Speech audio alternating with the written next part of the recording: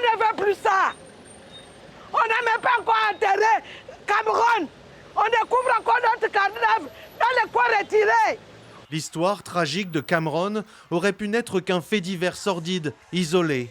Mais depuis plusieurs mois, les meurtres d'enfants notamment se multiplient dans la capitale. Il y a 6 mois, le cas d'Esther, 10 ans, avait choqué jusqu'au sommet de l'État. La petite fille avait disparu au quartier PK12 avant que son corps, violé et sans vie, ne soit retrouvé dans un bois. J'avais dit que s'ils ont commencé par Esther, ils ne vont pas s'arrêter là. Et finalement, on n'a pas encore atteint 6 mois, 3 mois seulement, voilà encore une situation qui arrive. Ça nous tremble, nous qui avons des enfants dans les bas quartiers, ça nous fait vraiment un choc. On se pose la question, à qui le tour ?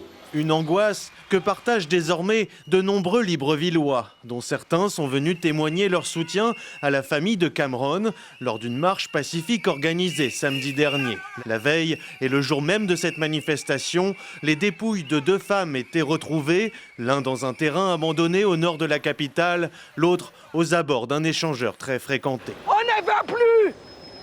On ne veut plus ça. On n'a même pas encore enterré Cameroun. On découvre encore notre cadavre dans les coins retirés. On en a marre que le président de la République prenne ses responsabilités.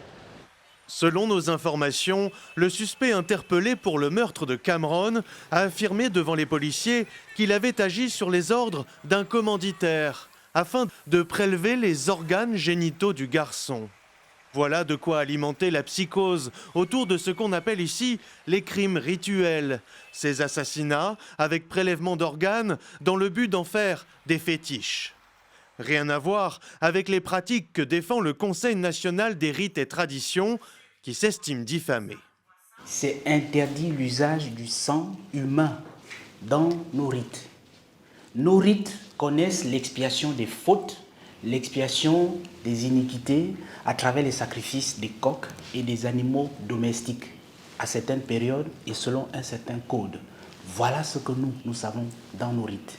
L'absence de statistiques fiables entretient la confusion autour de ce qu'on appelle les crimes rituels, dont les fétiches apporteraient, selon la croyance, pouvoir et réussite financière.